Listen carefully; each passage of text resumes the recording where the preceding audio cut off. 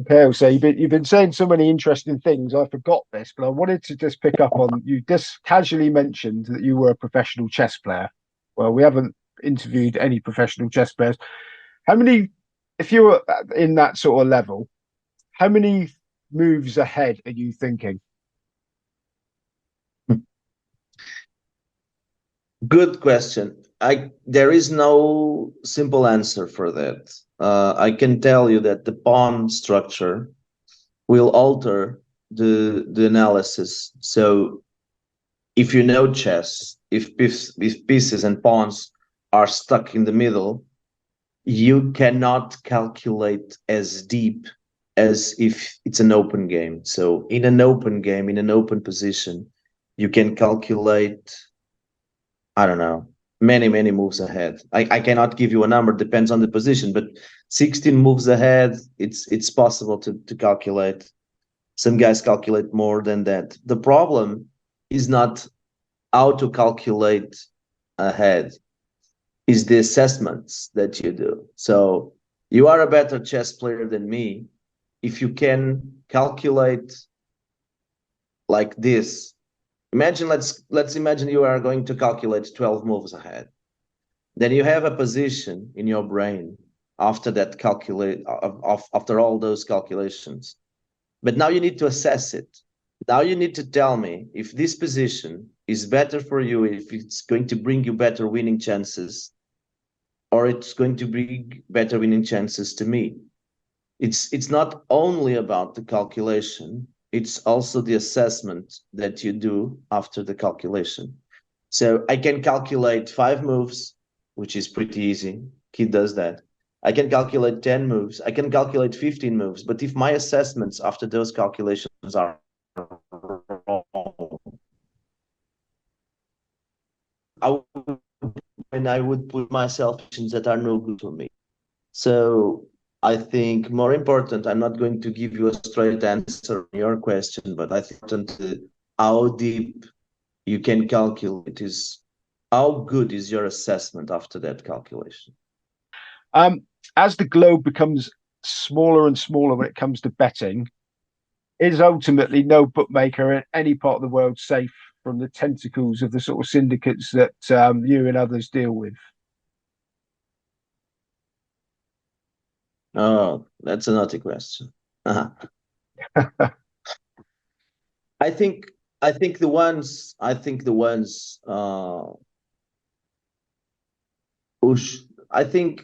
we also have a lot to think about, and I think we should also consider that it's a very complex ecosystem. And I say this many times, this is a gentleman's business. I have never seen someone in person, and sometimes I'm sending them USDT. I've made deals with people I have never seen in my life, but I've worked with them for many months. And I didn't get stiffed that much. Corporations that do a lot of advertising say they are the ultimate cookie, come and take a bite at us. And then when we actually go, they simply get greedy and they don't pay you. So to answer properly your question and saying this is a gentleman's business, honor is equity over here. So I think sometimes I'm not really sure if are the bookies who need to be concerned or us, because I'm not going to cry over here, and I'm not going to say, oh, poor us, we don't make money. Yes, we do, but sometimes we spend time, energy, and effort to make our business, and we are trapped into places that are not going to pay us, and they are not willing to pay us from day one, from the first minute we enter that bookie. So it's a much more complex than that. bookies should be responsible for honoring those uh, commitments they do with us. So if you do a commitment with me and you say, look, you came over here to my bookie, then you start saying, oh, I'm not going to pay you because you've done this or done that or whatever. So it's easy for a bookie to find an excuse not to pay. So because it's every time I listen to this type of people complaining, I can give you examples. In Portugal, in the law and in the way the law is written, you cannot you can shut an account down because turnover. If the turnover is too high, they can cut the account for a period of time, maybe 1 year, and then you will get your account back. And I know guys who have accounts under investigation for 2 years now. So they are investigating these accounts for 2 years. You send them, they don't reply. You go to the organization who should be the police in this. They don't reply. And under the investigation is something very similar to stiff, and these people are not honorable. So I think we also have to be worried, Simon. And I'm sorry, this is not the answer you were expecting, probably, but this is the one I can give you. Have you ever been through uh, a run, either your personal betting or with one of the syndicates, where have got so bad that you sort of question your own ability? Um, things are gone so bad, yes. Question the ability. Not sure. I don't think so. You know, one thing is the result that you are getting. You can measure it by your ROI.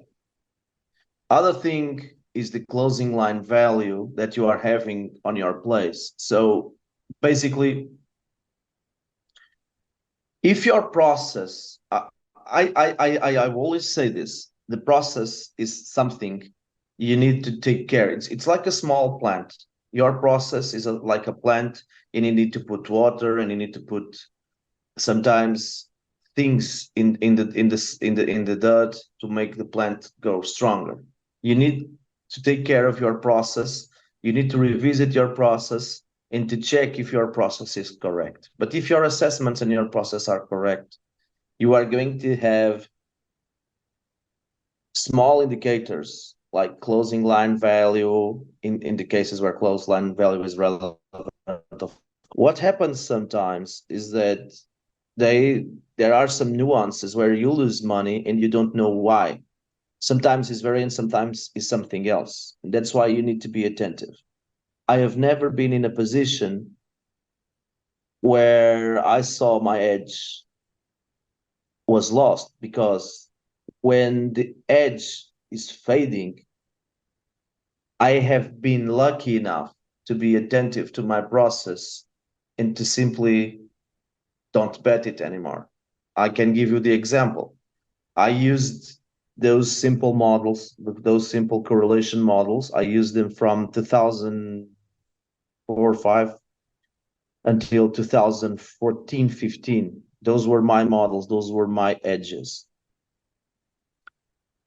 But then I saw that the results I was having were not so consistent anymore, even though they were positive, and I stopped using them and I went to a much more informational base. So I changed the leagues I was working with. I prepared information and I met people, I talked to people. I spent 2 years of my time going to games, meeting people, the guy who does the laundry, the guy who does the grass. I talked to people. I changed completely the way I looked at it. But it was me, and it was because someone told me one day that you need to keep filtering the process and seeing if your process is correct.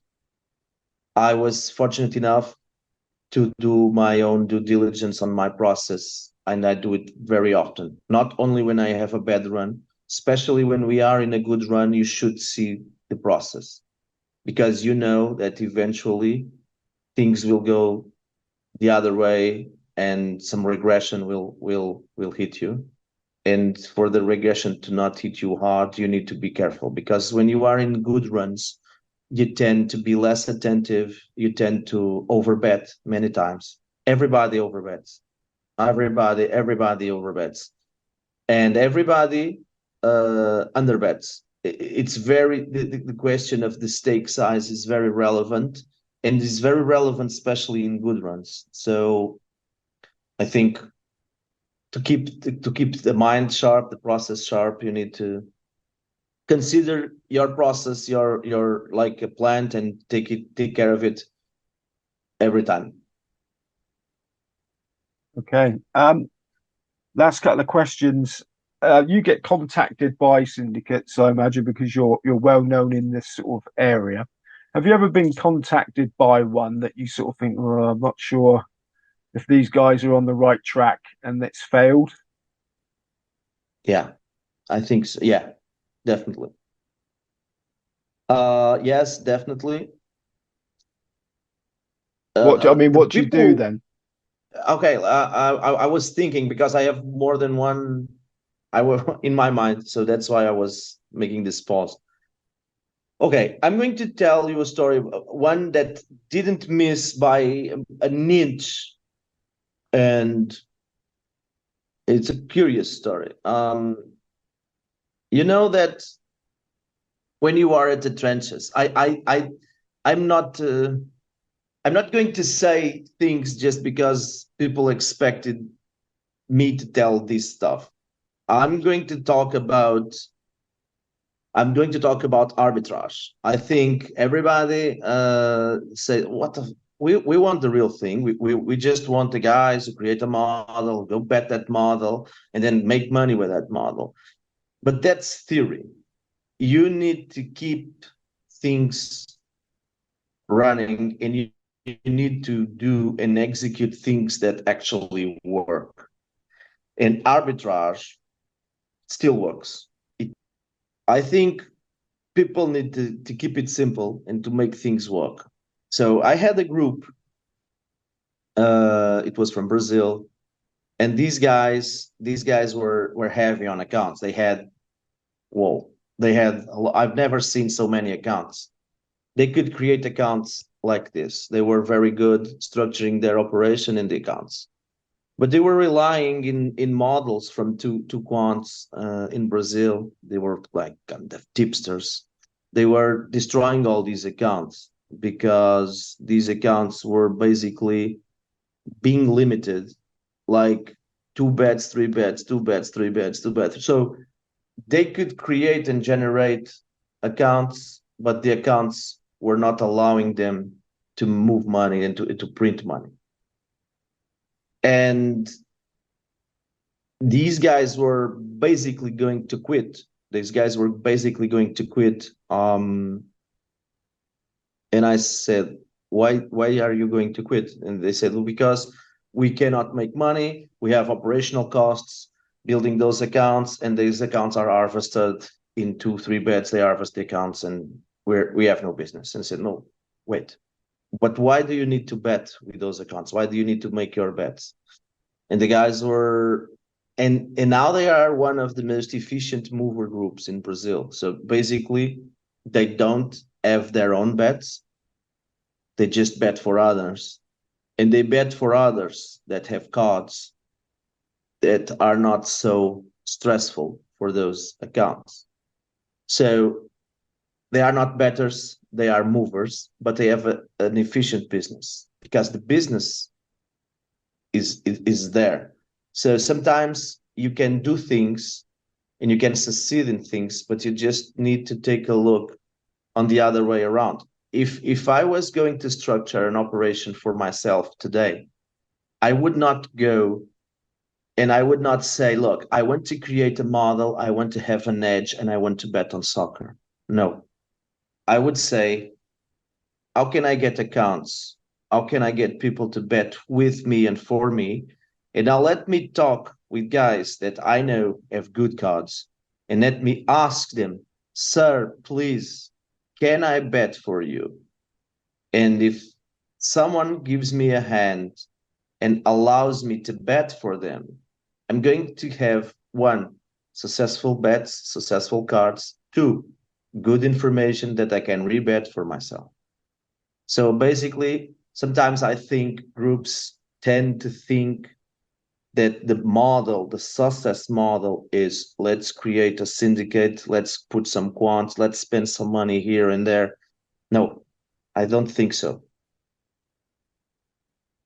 Execution, and it's the base nowadays of scalability. If you have accounts, you have an important engine, and there are many people out there looking for those. So if you have accounts, you probably have a business, but you don't know it yet. Just don't try to exploit it like everyone else. Okay, brilliant. And finally, um, you're rolling along nicely with the gambling at the moment, but obviously you're, a very capable, intelligent man. Do you have a plan B in case? Is there anything else that you'd want to do other than what you do now? I do. I have a small organization. I'm working with kids um, in chess. So basically, I'm a chess teacher, and what I do is I work. I'm not working. I'm working with kids that have Asperger and TDAH. So the guys that are very hyperactive kids. I'm not sure the English word for it, but I use chess as a tool to interact with these kids. I have two or three professors with me, some guys from psychologists, and we have created an association, and we are working with kids with have these nuances, and these are special kids, and I think it's very good for me. They give me a lot to help these kids one day to have a better life, and I use chess as a tool. So I think by any chance, if gambling was forbidden all over, and the guys who lay a bet are going to be banned for planet Earth for for forever, I would stick with chess. I would stick with my kids, and I would try to scale it because scalability is key for everything. Well, that's brilliant. On that note, thank you ever so much for your time. It's been a pleasure talking to No, you. I thank you, Simon. It was a pleasure. If you want to do part four, five, six, I'm Latin, so I can speak for hours, and I'm sorry for that. We may well catch you up on that. Jose Ribeiro, brilliant. Thank you very much.